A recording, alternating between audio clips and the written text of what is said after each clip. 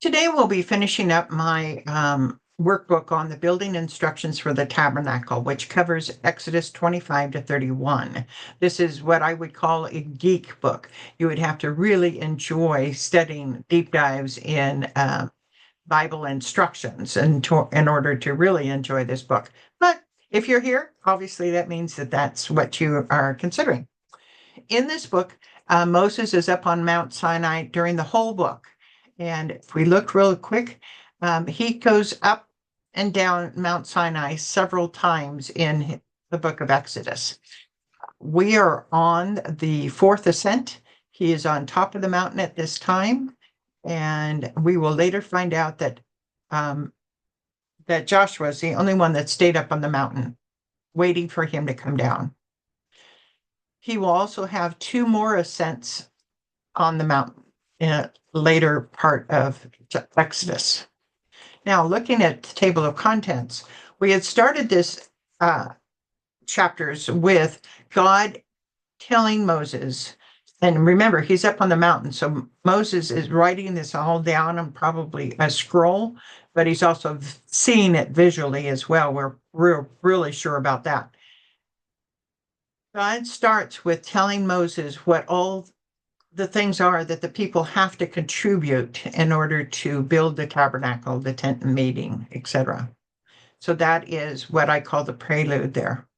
Now in chapter 1, he's going to give instructions on the items inside the tabernacle or inside the tent meeting.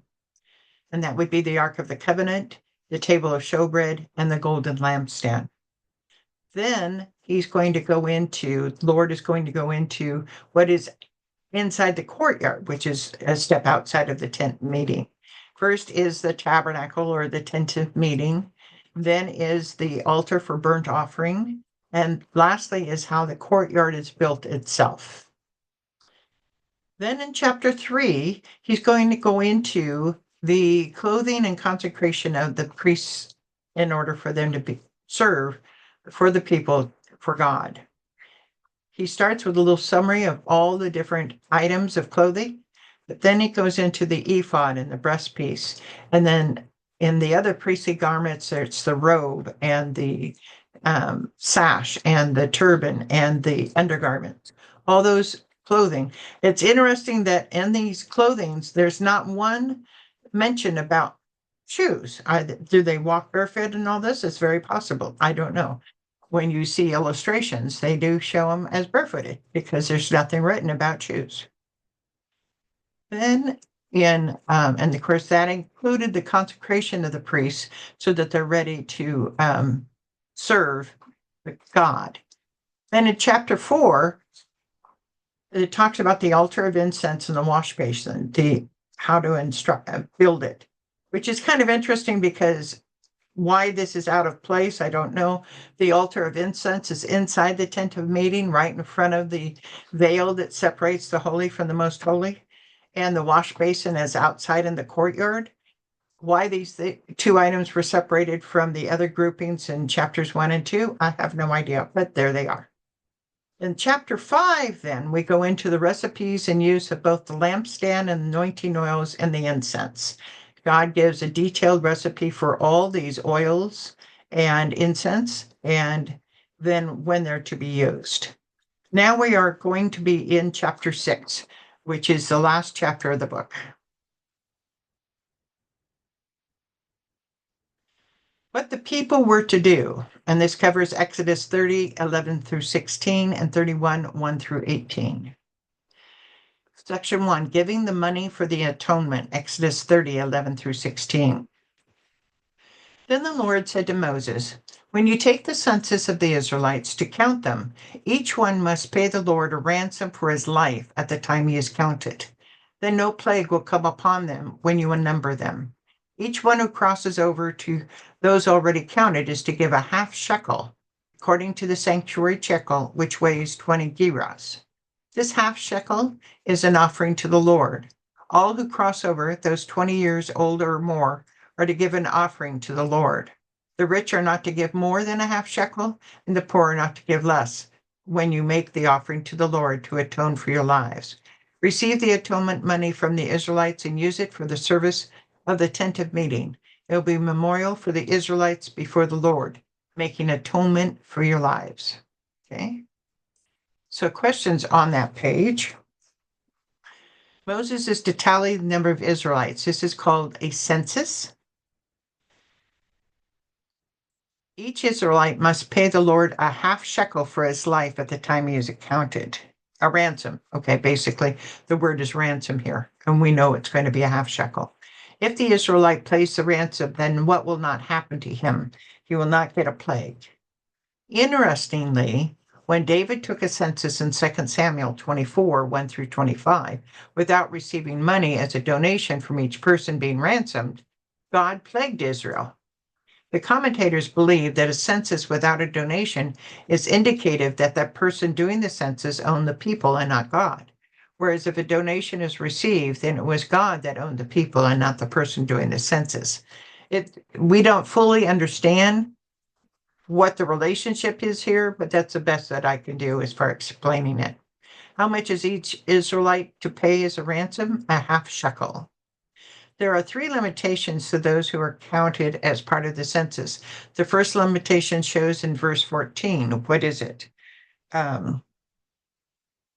Is that they have to be 20 years or older. The second and third limitations are likely the same as those shown below in Numbers. What are they? Numbers 1, 2. Take a census of all the congregation of the people of Israel by clans, by fathers' houses, according to the number of names, every male, head by head. So the first limitation is it's males only. So we have over 20 years of age, males only. The second and third limitation is likely the same as those shown below in Numbers. What are they? Oh, so I did one. The other one is, but the Levites were not listed among them by their ancestral tribe. For the Lord spoke to Moses, saying, only the tribe of Levi you shall not list, and you shall not take a census of them among the people of Israel. And so the other limitation is they wouldn't be Levi. Why? Because the money was for the Levites. Is there a reduction of the amount of ransom if a male is poor? No. What is the atonement money used for? To support the priests. Interestingly, Jesus pays this temple tax in Matthew 17, 24 to 27. So section 2, Bezalel, okay. Oh, Holiab, and Bezalel, and the skilled workers. Sometimes these names I have to really sound them out to get them, and hopefully I haven't made them difficult for you guys. Exodus 31, 1 through 11.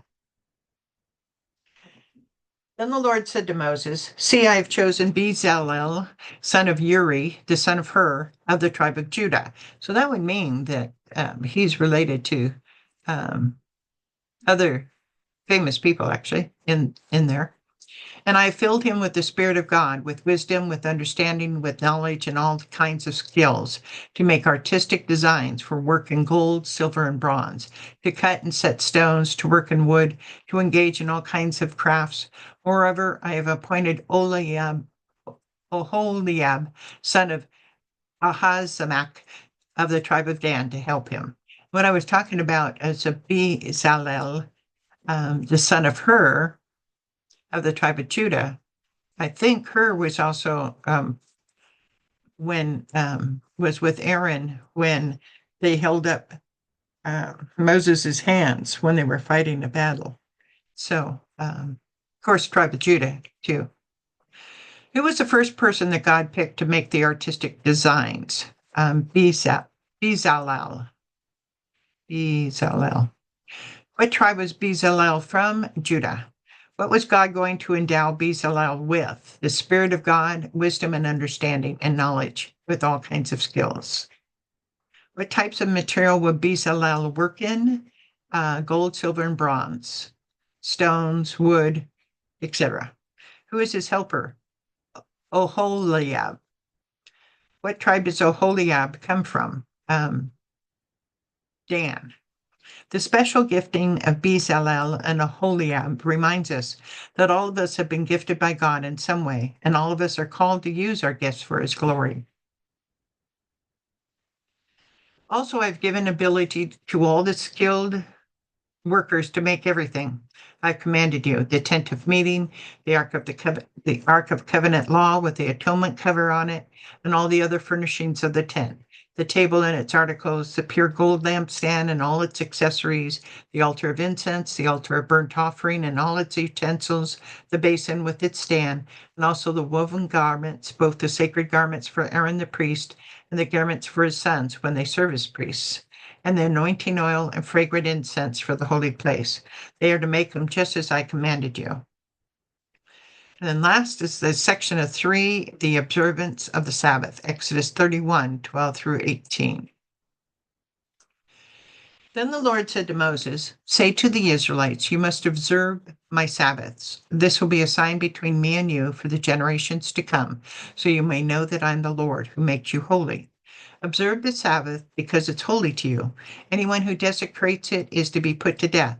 Those who do any work on that day must be cut off from their people. For 6 days work is to be done, but the seventh day is a day of Sabbath rest, holy to the Lord.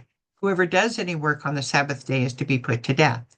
The Israelites are to observe the Sabbath, celebrating it for generations to come as a lasting covenant. It'll be a sign between me and the Israelites forever, for in 6 days the Lord made the heavens and the earth, and on the seventh day he rested and was refreshed. So the questions that deal with that are, this passage of scriptures was strategically placed. God had given instructions for a lot of work to be done, so the tendency would be for the Israelites to work continually on it, but God wanted to make sure they rested and still worshiped him throughout the work. What did God say that the Israelites must observe? The Sabbaths. Was there a penalty for anyone who worked on the Sabbath? Yes, indeed, there was. Anyone who did not observe the Sabbath would be put to death. How long was the Israelites to observe the Sabbath? Forever. What was the example that God gave regarding resting on the Sabbath? He explained that 6 days he created the heavens and the earth, and the seventh day he rested. If this is true, why do Christians worship on Sunday instead of Saturday? The New Testament never mentions any Sabbath, Saturday gatherings by believers for fellowship or worship. However, there are clear passages that mention the first day of the week, Sunday. For instance, Acts 27 states that on the first day of the week we come together to break bread. Paul also urges the Corinthian believers, on the first day of every week, each of you should set aside a sum of money in keeping with his income. Since Paul designates this offering as service in 2 Corinthians 9:12, this collection may have been linked with the Sunday worship service of the Christian assembly. Historically, Sunday, not Saturday, was the normal meeting day for Christians in the church, and its practice dates back to the first century. Christians worship on Sundays in celebration of the resurrection of Jesus Christ. And all this comes from gotquestions.com. In the end, what is important to God is us setting aside time to spend with him, not following rituals. Exodus 31:18. When the Lord finished speaking to Moses on Mount Sinai, he gave him 2 tablets of the covenant law, the tablets of stone inscribed by the finger of God. Okay. So he's going to have the 10 Commandments, which were written about in an earlier book, in earlier Exodus, and those are given to Moses. And that's the end of my book today. I hope you enjoyed it. And I look forward to seeing you in one of my other books. Have a good day.